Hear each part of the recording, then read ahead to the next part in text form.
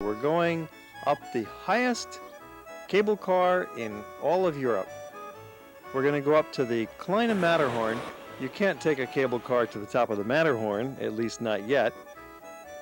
Hikers go climbing to the top of the Matterhorn, but you've really got to be an excellent mountaineer to do that, and that's a little bit beyond the power of the tourist. So what you can do is the next best thing, a trip up the cable car to what's called the Little Matterhorn, the Kleine Matterhorn. It takes you to Schwarzsee and on to Trocknersteg and ultimately the Kleine Matterhorn itself, and you do have some fantastic views of the Matterhorn as we ascend. It's almost like you could reach out and touch the mountain. We're going to be getting almost as high as the Matterhorn. We're reaching an altitude of 12,500 feet. Just a few thousand feet below the peak of the Matterhorn itself.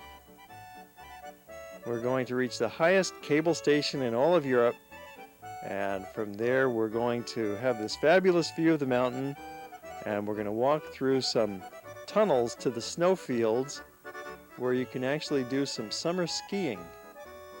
Along the way you can stop off naturally in a restaurant and have a refreshment. This is probably the most spectacular routing, with the combination of the views of the Matterhorn, views back down into the village and entering the snowfields. But there are certainly some other cable cars and rack railroads that you can take. From Zermatt you can take an underground funicular train that serves as a quick shuttle up to Sunega. There's other cable cars to Blauherd. Here we ran into some mountaineers. These fellows are going to go to the top and hike down, and they're prepared for anything with their backpacks and ropes and pitons and hiking boots.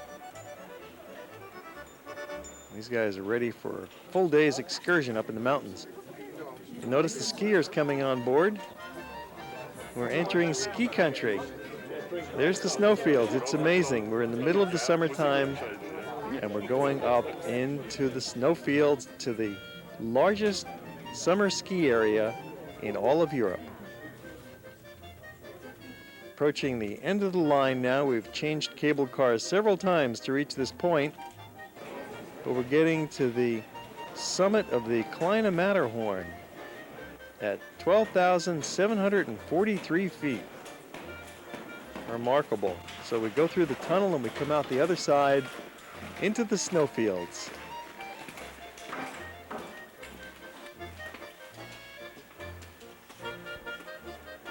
Even if you're not a skier, this trip is certainly worthwhile, just to be up in the mountain peaks, enjoying the view of the Kleine Matterhorn and the skiers down below. And if you are a skier, this is a great treat in the summertime to be able to ski. If you're just out for the sport, to look and enjoy yourself and have some fun, this is a good spot to do it. You can do some helicopter skiing up here as well.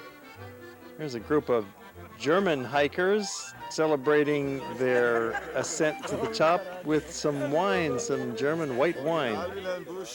Got to be a little careful with the alcohol at this altitude, though. We're over 12,000 feet. You don't want to be running around if you're not in condition for it. These skiers know what they're doing, so they've got no problem. It's a gentle slope at the beginning, and then it gets a little steeper down below.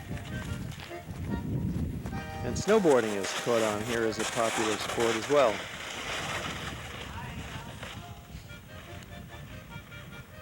It's a nice way to cap off our visit to Switzerland, to be way up here in the peaks in the highest ski area in all of the Alps.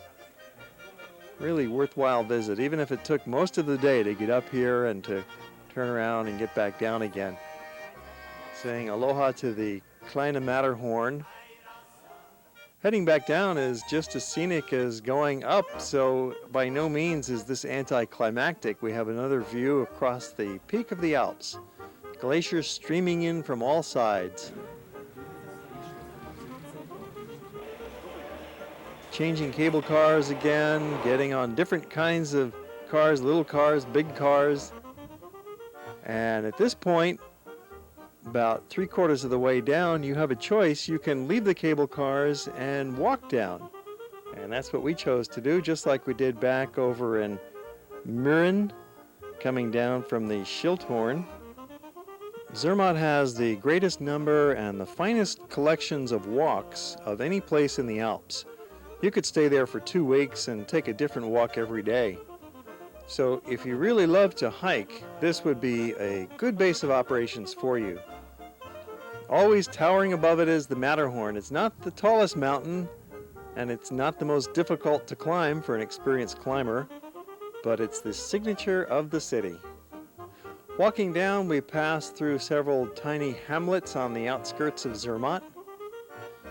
Sweeping views in every direction as we come down. And as you're walking, you'll find these helpful signposts that give you the distance in the number of minutes it will take to get to a place. A half hour, 20 minutes, 40 minutes, instead of saying 2 miles or 5 kilometers, it tells you about how long it's going to take you to get there. Wildflowers are in bloom all summer long here in the high meadows of the Alps.